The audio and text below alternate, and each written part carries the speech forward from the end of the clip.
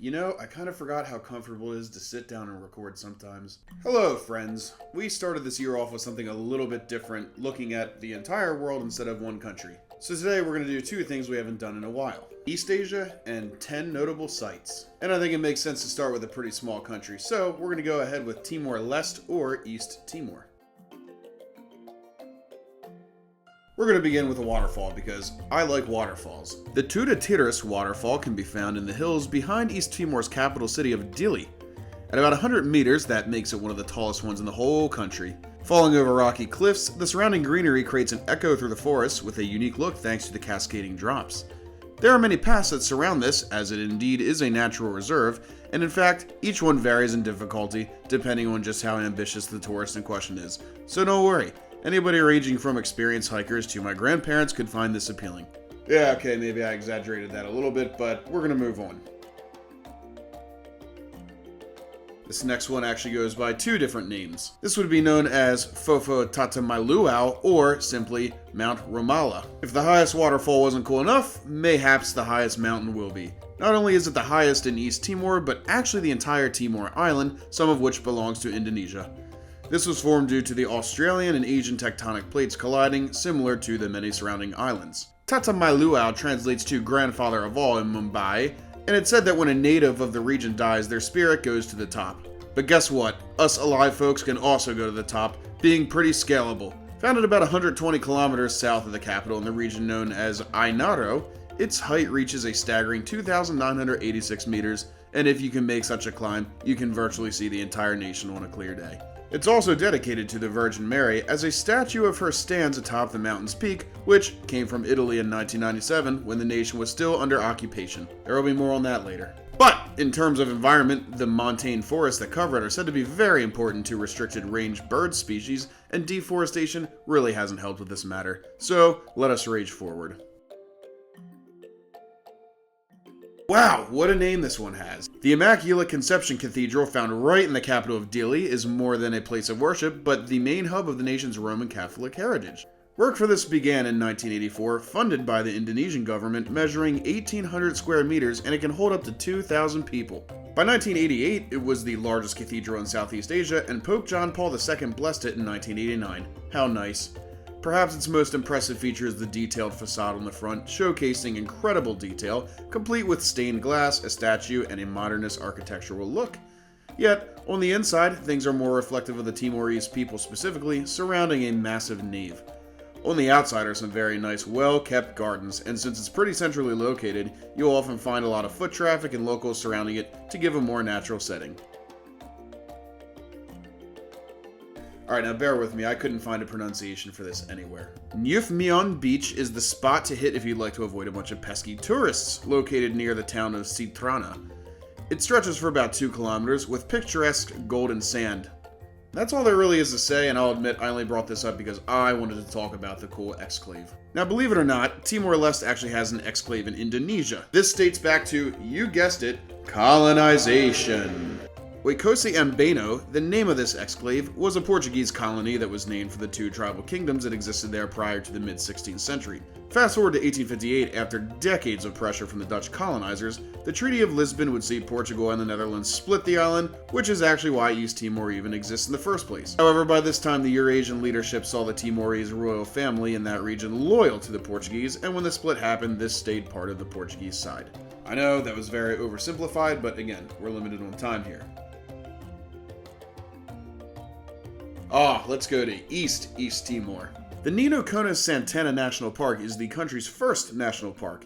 This was declared in 2007 and covers everything from the tip of the island here, its shores, as well as a small Jaco Island down here. This gives it a lot of biodiversity, from forested mountains to coral reefs, as well as Lake Irolalairo. Actually, these reefs are specifically part of the Coral Triangle, which has some of the highest diversity in terms of reef fish and coral diversity. And that reminds me, there's actually another small island that is part of Timor-Leste. The Atoro Island, much like with the Jaco Island, this is a place to go for some serious marine life as it's very remote and has some of the calmest waters. I mean seriously, check out that coral garden.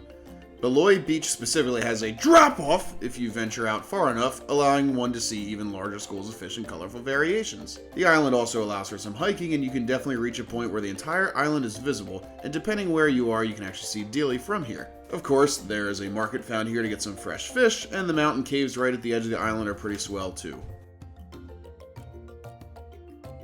Since this is a Nick Geo video, only talking about one cool looking church was not enough. So we're going to return to the capital. The Church of St. Anthony of Motael, or just Motael Church, is a Catholic one found right by the coast, accompanied by a garden, which is the oldest church in the country. It was rebuilt on the former grounds of an old church in 1955, as Japanese air raids had caused loads of damage prior to this. Heavily reflecting the Portuguese architectural style, it was the most important Catholic site until 1988, when the title was handed to the Immaculate Conception Cathedral.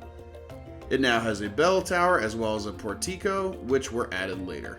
Looking at the inside, it reveals white walls with gray corners, setting it apart from the other religious sites within the capital. Something worth mentioning here is that it has a heavy significance in the nation's independence movement, as Indonesian troops stormed it in 1991, since both churches actually held grounds for independence activists. A pastor by the name of Alberto Ricardo de Silva sheltered the activist Sebastião Gomes before he was shot, and his funeral would lead to the Santa Cruz massacre. Ooh, okay, I guess this is a good time to talk about this subject, which we will be staying in the capital for, and it's going to be a little extensive. Bear with me. The Santa Cruz Cemetery is a bit of a memorial site dedicated to those who lost their life in said massacre. It's a vast open area with graves as well as a main gate, and this event received a lot of international attention.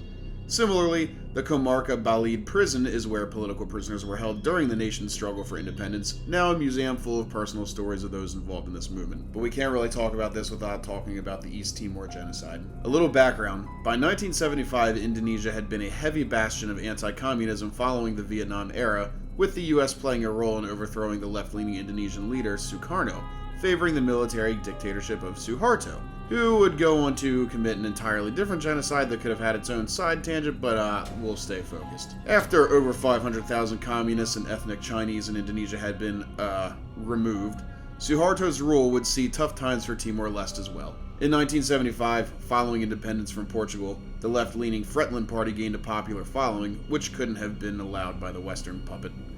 An invasion by Indonesia would follow, targeting civilians, and mass executions were carried out. Fretilin-controlled areas were not able to hold back the violence, and many people were sent to resettlement camps, and Fretilin supporters and their families were murdered, while entire villages got torched to the ground.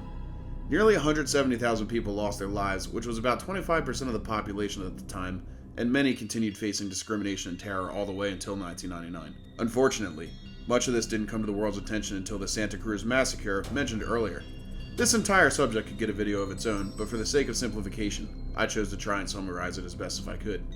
If you'd be interested in a long video essay format of this, do let me know in the comments.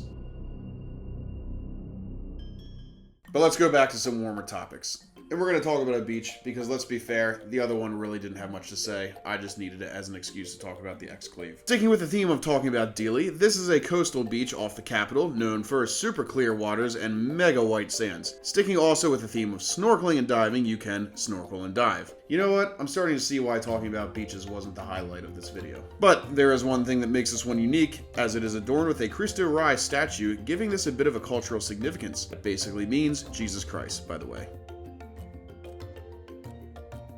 We'll go ahead and close things off with a hotel. The Balibo Fort Hotel is named for the historic village of Balibo that it's found in, a mountainous retreat found in the now 400-year-old fort. Like much of the other colonial sites, this was a very important military outpost of the Portuguese, playing a large role in forming the borders of the colonies. Perhaps its most notable feature would be the inclusion of the cannons, reflective of an era where those were once relevant, and of course, part of a battleground. Much of the surrounding streets and landscapes make a nice getaway from the hustle and bustle of the big capital, with loads of opportunity for cultural immersion as well. And with that, we're going to tie things off. Thank you for taking this time to take a look at this small and often overlooked nation in East Asia. For how little it is, it's got a lot of history and cool landmarks. And as usual, give me a like, a comment, a subscribe, or a share if you have not. Until we meet again.